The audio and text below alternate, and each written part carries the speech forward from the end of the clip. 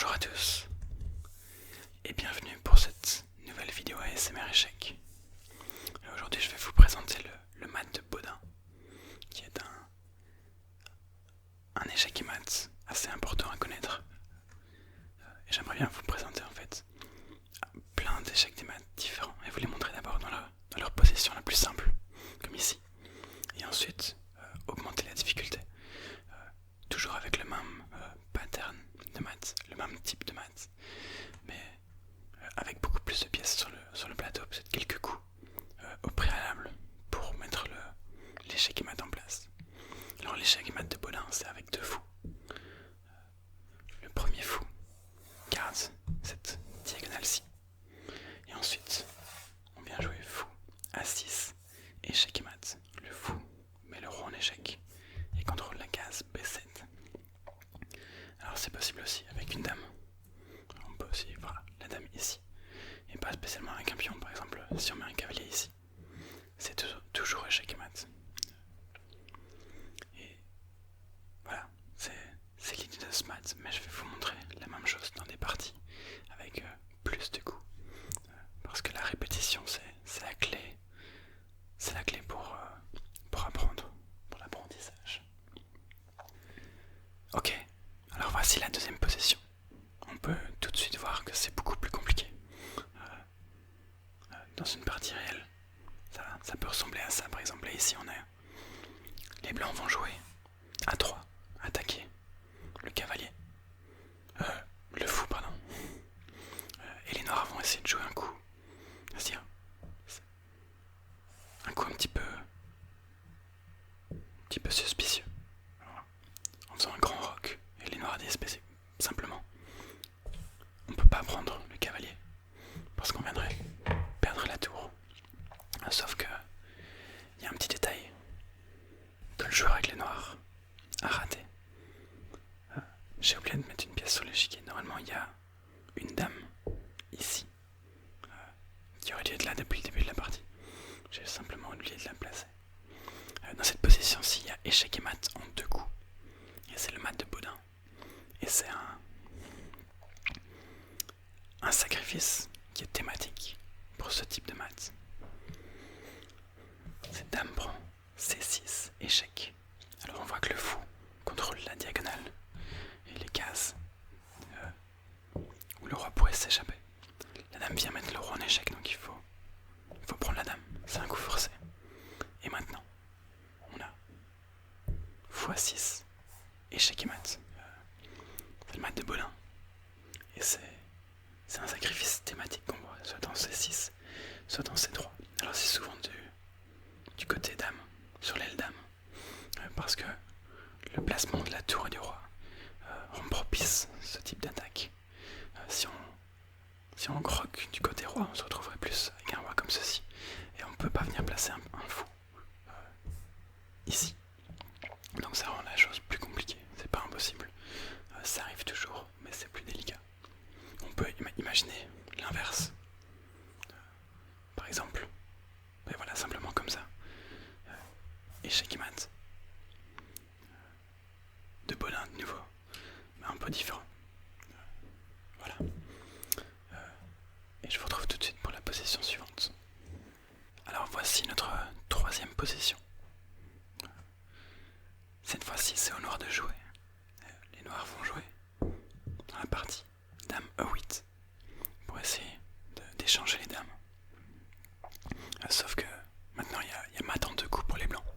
Un coup que les noirs ont raté. Je vous laisse poser la vidéo vite fait si vous voulez le trouver. Le coup, c'est dame H6, échec. Alors la combinaison de la dame et du fou bloque les cases sur lesquelles le roi pourrait s'échapper. Donc il n'y a pas de choix que de venir prendre la dame. On voit encore une fois un sacrifice de dame.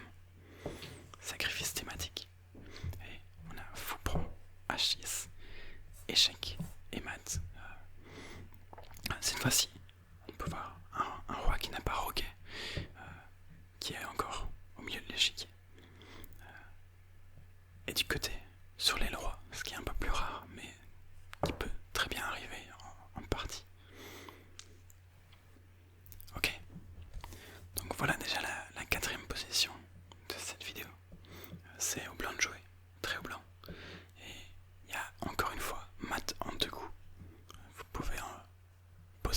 jouer, chercher un petit peu, en utilisant les mêmes idées que dans les positions précédentes. On peut remarquer que le fou contrôle cette diagonale-ci. Alors si on voulait mettre le mat de Bodin en place, il faudrait jouer fou G6, sauf qu'il y a ce pion-ci qui bloque le mat. Donc ce qu'il faut jouer d'abord, c'est dame prend E6, échec, parce qu'il n'y a aucun autre coup que de capturer cette dame. Et maintenant, fou G6 marche, comparé au coup précédent où ça n'aurait pas été possible. Donc encore une fois, toujours le sacrifice de la dame. C'est pas nécessaire dans des finales. Parfois il y a ce genre de pattern. J'aurais peut-être dû en regarder un, en chercher un pour la vidéo, j'en ai pas trouvé. J'ai encore 2 positions à vous montrer en plus de celle-ci. J'aurais pu essayer de vous trouver une finale où parfois c'est juste les 2 fous, la paire de fous qui peut s'avérer destructrice, comme ça si le roi est bloqué. Ok, alors cette fois-ci on a une position avec c'est le très haut noir. Et il y a un coup gagnant pour les noirs. Mais un coup beaucoup plus difficile à trouver que...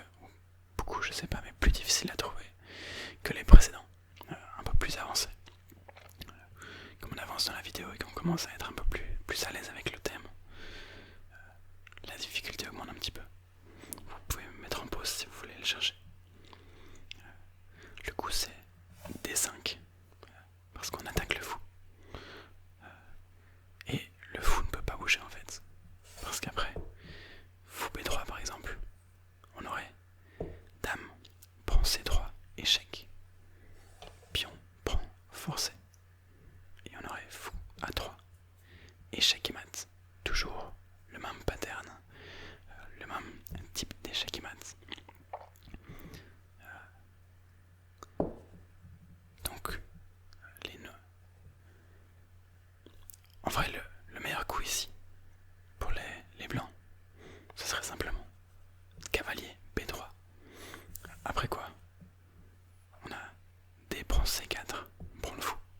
On attaque ce cavalier et le cavalier ne peut toujours pas bouger parce que si le cavalier est bien bouché, on peut toujours pas sacrifier ici, mais on peut cette fois-ci venir avec fou C3. On peut pas prendre le fou parce qu'il y aurait échec et mat cette fois-ci. La dame contrôle les 3 cases devant le roi et le fou contrôle B1. Ça serait pas possible.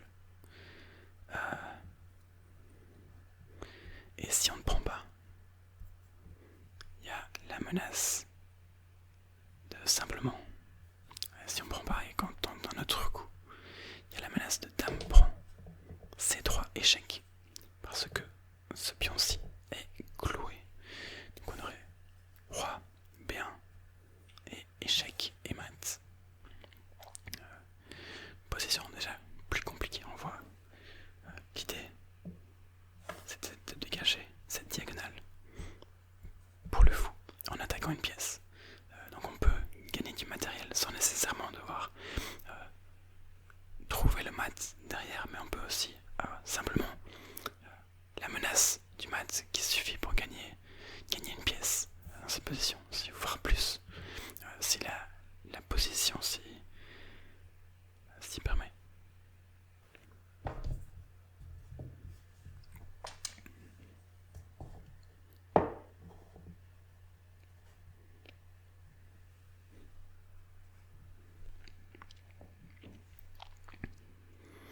Ok, voici le dernier exemple de la vidéo. Un exemple un peu plus simple. Ici les noirs ont joué F5, qui est une grave erreur. Et à ce stade-ci de la vidéo, j'espère que si vous n'êtes pas encore endormi, si vous n'êtes pas endormi, vous savez quel coup jouer pour les blancs. Simplement, fou G5, échec et mat. De nouveau le mat de Bodin, avec les fous un peu plus éloignés cette fois-ci.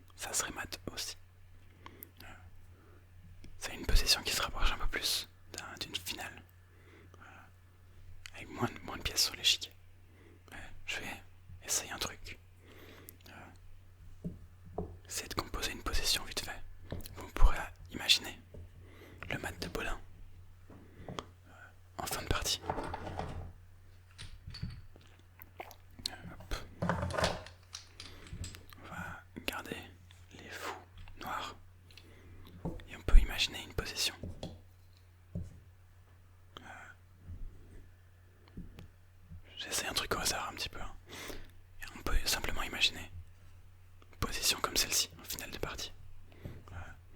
Où les noirs ont 2 pièces de plus, une qualité de plus et 2 pions de plus, et essayent d'aller promouvoir leur pion. Probablement le moyen le plus simple de gagner la partie, sauf que dans cette position-ci, G4, ça serait un gros problème. Parce qu'encore une fois, j'espère que vous voyez le coup. Fou F7, échec et mat. C'est le même pattern, mais cette fois-ci un petit peu différent, puisque le roi se fait mater sur le bord de l'échiquier, pas sur la dernière rangée, mais sur le bord. Comme quoi ça peut arriver partout. Ça pourrait même arriver au milieu de l'échiquier. Si on a un truc comme ça. Bon, ça devient un peu farfelu là ma composition. Mais vous voyez l'idée. Ça peut arriver n'importe où. Alors ici ça marcherait pas, par exemple. Ce que je viens de jouer ça marche pas. Parce que fou ici. On a tour F6 qui vient se mettre entre les deux. Mais vous avez compris un petit peu l'idée. Ça peut arriver n'importe où, n'importe quand. Et c'est toujours une arme importante à avoir dans son arsenal. Parce que comme je l'ai dit dans la position précédente, la menace est souvent plus forte que l'exécution. Donc simplement avoir la menace d'un échec et mat peut suffire pour gagner la partie ou gagner un avantage dans la partie. Voilà. J'espère que vous avez apprécié ce type de vidéo. De mon côté, en filmant, j'ai l'impression que c'est légèrement brouillon entre le passage d'une position à l'autre. Je vais essayer d'améliorer ça un petit peu. Mais j'aimerais bien vous présenter ce type de vidéo avec différents types d'échecs et mat. Parce que la répétition, c'est la clé de l'apprentissage. Et si je peux vous aider à devenir meilleur aux échecs, en vous aidant à vous relâcher ou à vous endormir, alors c'est tout bonus, tout bénef pour moi. Et je trouve ce type de vidéo assez important. Il y a beaucoup de gens qui font plein d'échecs et mat en une seule vidéo. Par exemple, 6 types différents d'échecs et mat dans la même vidéo. J'aime bien cette idée d'avoir une vidéo pour un échec et mat et vraiment se concentrer dessus pour essayer de bien l'apprendre, quitte à faire plein de vidéos avec un petit peu tous les différents patterns d'échec et mat qu'on peut retrouver, pour vraiment bien l'ancrer dans le cerveau, pour ne pas l'oublier, pour vraiment être au taquet quand on le voit dans une partie. Voilà. Sur ce,